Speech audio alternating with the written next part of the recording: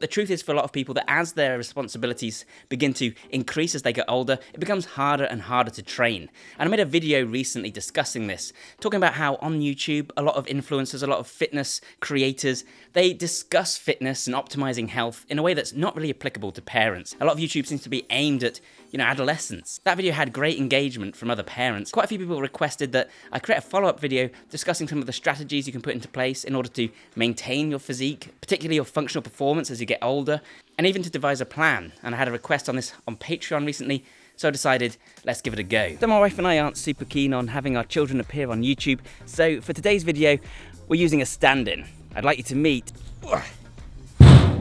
Kel. He's adopted. Yes, the Bioneer has finally gone fully insane. Oh, and if you're not a parent, then I do recommend maybe sticking around, because not only could this help you to relate a bit more to the parents in your life and to understand what they're going through, especially if you're a trainer and you're someone who needs to train parents, and not only is it a good way to prepare yourself for what might be in your future, but also many of these tips will apply even if you're someone who's just busy for other reasons, if you're tired for other reasons. Having kids is exhausting, but it's not the only thing that's exhausting, so yeah, stick around and hopefully you'll find some useful tips there too. So first, let's just quickly recap. Why is it so challenging to be a parent and stay in shape? This is something someone asked me recently, someone a bit younger who doesn't have kids. They said to me, I appreciate that being a parent is really tiring. Everyone says it is. I know that's true, but why? What is it about being a parent that is so tiring? And this was one of those things where at the time, no answer came to mind that was particularly satisfying. And it's only afterwards where I thought this and this and this, and that's what I should have said. And the first and biggest one is simply that there is zero downtime as a parent. You never get to come home, kick off your shoes and relax. So I'm going to be talking primarily as someone who goes to work and comes home back to the kids. For me, I go to work, I come home, and I might have had a long, busy, stressful day. And when I get home, I would love to just sit on the sofa and relax. But that just doesn't happen, because here's the thing, my wife, Hannah, she's been looking after the kids for the last 8-9 hours, and she just really wants a break. So it's not fair for me to come in and say I've had a hard day and sit down, because being with the kids is much more tiring, it's much more mind-numbing. So I have to take over and play with the kids, and of course that's what I want to do as well, because I've been at work all day, I've missed them, and this is where I get my quality time. But yeah, if you've had a hard day, if you've been doing push-ups in the woods and fallen over and banged your head, then you suddenly have to be daddy horse, running around with them on your back. You have to deal with their arguments, you have to sort out problems. Then after that, you have to cook and prepare dinner, then you have to feed the kids whilst they make it really difficult, and you have to convince them to eat their broccoli and whatever else. Then you have to do the bedtime routine, which usually involves wrestling them into their PJs and bathing them, which is extremely exhausting. Then you have to get them to bed. Normally they don't want to do that either, so you're gonna have to sit with them for ages. Then comes 7 or 8 o'clock when they've finally gone to sleep, you still don't get to relax, because at this point you've achieved nothing. You've only just effectively gotten home, you're only just available. So now you need to do the washing up. Now you need to do any tidying, any clothes washing, you need to do any dusting, you need to fill out forms. By the time you've done that, it's now 9:30. And then you're completely exhausted, and then it all starts again the next day. And if you're sick, if you've injured yourself, that doesn't cut it, because your kids aren't going to give you a day off. So there's literally no day off. Even when you go on holiday with the kids, they're still there and they still have these demands, so you get even more exhausted. Even in the evening when the kids have finally gone to bed and you've done all those chores, if you have the energy still to work out, well then you're probably going to want to spend some time with your partner. And this is really important, because if all you do is look after kids, then not only is it mind-numbing, you've done nothing for you, you've watched no TV, read no books, played no games, learned nothing. At the same time, you're not getting any quality time with your partner. And then on top of all that, you don't even get to sleep. When you go to sleep at night, they're probably going to wake up in the middle of the night. Most parents take it in turns, which means at best you're going to get a good night's sleep every other night. Even if they sleep through the night, which does happen on occasion, they're going to wake up at 5, 6 in the morning, and yeah, you're just exhausted. So yeah, are you beginning to see the problem? And I know that if you're a parent, then I'm preaching to the choir, you get it, and there's just no time to recover.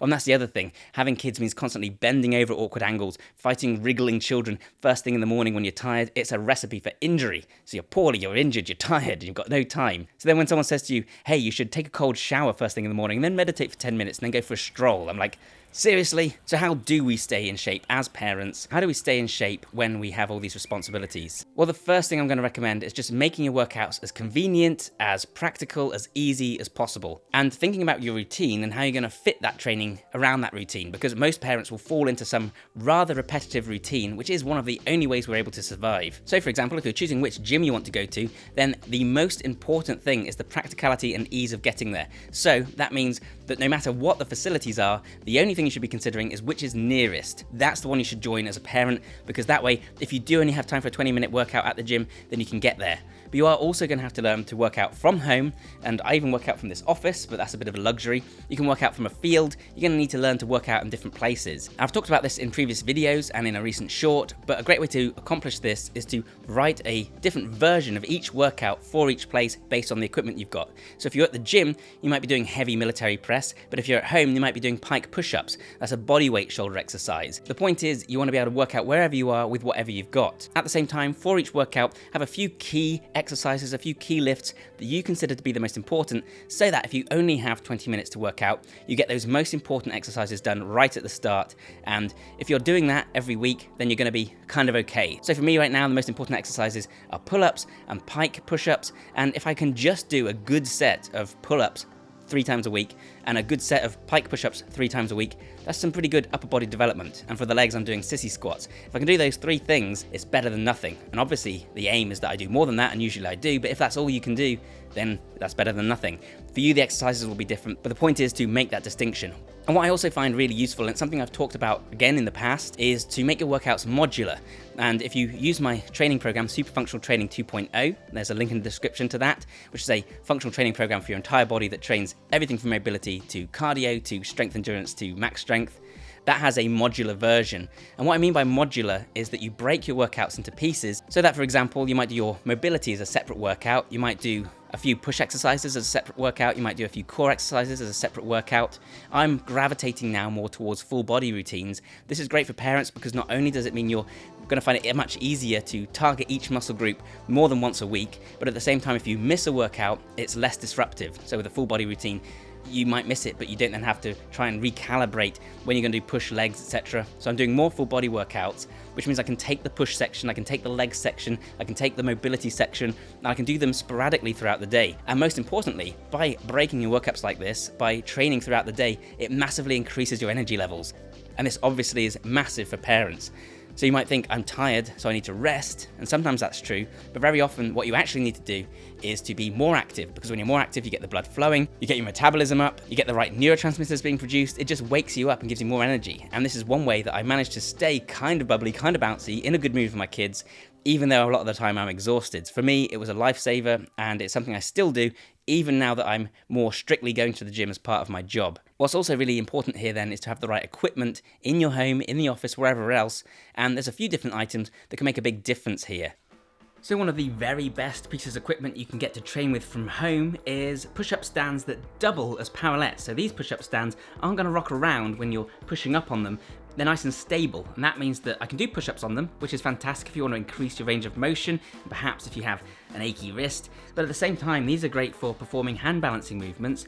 If I want to do my pike push-ups with greater range of motion, if I want to do things like tuck planche holds, which I do, if you want to do handstands or L-sit, these are perfect for that. And you've got kettlebells. Of course, most home gyms, you're not going to have a kind of rack with lots of options here like this. But if you don't have space for many pieces of training equipment, then a kettlebell is a fantastic option for doing quick workouts, because most people aren't going to fit a power rack into their home, especially if they have kids. Having a kettlebell means I can do things like clean and press or clean and jerk or snatches.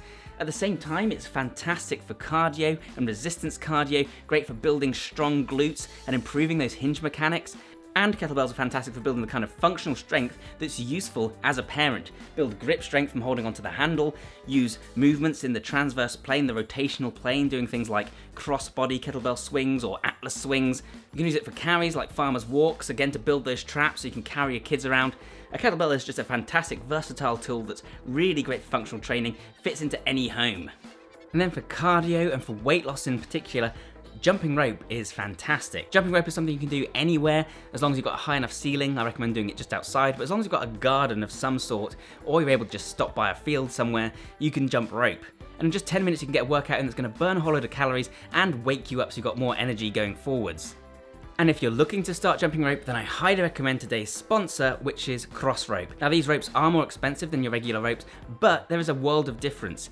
And Cross Rope offers a trial period, so you can try them out, and if you don't get on with them, send them back, you'll get your money back. There's no risk involved. But what you'll find is that compared to other ropes, these are just more convenient and they're better made. They've got better spin mechanics, so they spin much more easily. They last you for years. They don't get tangled up, so they're just ready to go when you pick them up. And there's loads of great features with cross rope. One of the biggest selling points, and one of the reasons I like them so much, is that you can attach different ropes. So you have heavier ropes if you want to increase the resistance, thereby burn more calories, thereby build some strength in your shoulders, making jump rope into a full body workout, not just a cardio workout. We have much lighter ones if you want to go a bit faster. Also very useful are their AMP ropes. These are their new smart ropes that let you do things like count how many jumps you do successfully, but at the same time they also sync with the app so you can follow along with workouts. And if you are a parent who's just got 10 minutes, you'll be able to find something there that will burn a set number of calories in a certain amount of time, whilst also teaching you cool techniques, whilst also improving your functional performance. And this is just a really great way to track your progress, have fun training, and to do it in a short amount of time. If you use the discount code, you can get 15% off your order. You'll find a link in the description down below. Thanks again to Crossrope for sponsoring this video, and now on with the show. So yeah, keep a few of these items around the house and make it much easier for you to get in these kind of 10-20 minute workouts wherever you can. And at the same time, I do highly recommend that you focus a little bit more on functional training. And of course I'm going to say that, I'm biased, but I think functional training becomes really important whenever life gets tough, especially when it gets physically tough. As a parent, like I say, you're going to be lifting lots of awkward shapes. You're going to be folding up the pram and getting it into the boot. You're going to be Jefferson curling your kid out of their cot whilst they're wriggling and fighting you, and it's 2 o'clock in the morning. These are all recipes for injury, and especially if you're tired from a workout you've done the previous day. And if your workout is only focusing on the mirror muscles, and if you're out of shape in terms of cardio, then it becomes even more likely that you're going to injure yourself. So especially if you're a soon-to-be parent, then training in a way that's going to fortify your body and prepare you for this is a really good idea. Just a few exercises that I highly recommend are glute bridges. These are great for building stronger glutes. I've talked recently about sandbag carries. A sandbag carry means basically carrying a bag in front of you that's an awkward shape and walking for a distance, which is exactly what you're going to be doing when you're carrying your kids around. Running's a great idea for the additional walking you're going to be doing. Doing crawls and kick sits and crab is great for all the playing on the floor you're going to be doing. Practicing your deep bodyweight squat. I highly recommend doing some training in the transverse plane, and that means things like wood choppers and those Jefferson curls to strengthen up the back. You want to strengthen your knees with things like Hindu squats, sissy squats if you can do it, ATG split squat, and yeah, improving your full body mobility. Add those things to your routine as you prepare to be a parent, or if you're already a parent who's struggling, and you should find your body's a bit more fortified against some of the stresses that come from being a parent. And I will include a completely free modular program that parents can try out in the link in the description down below. I hope you found that useful. And remember, this is the priority now, and if you do lose a little bit of performance, that's absolutely fine. It's not the end of the world. As long as you're maintaining your fitness throughout this time, you're going to be just fine and probably in a better shape than a lot of people. So if you found this video useful and interesting, guys, if you did, then please leave a like and share it around, and let me know in the comments down below if you're a parent, and if so, what have been some of the tips that have helped you to keep training, even though it's, yeah, really challenging. Like I say, guys, this was actually a request from a Patreon member, so if you'd like to put in requests and talk to me a bit more easily, then head over to the Patreon and get involved. At the same time, I've just shared over there my own personal workout. This is my exact training plan, and it's going to be updated live as that changes. You also get early videos there without the ad breaks and sponsors, so yeah, check it out. Either way, guys, thank you so much for watching this one, and I'll see you next time. Bye for now.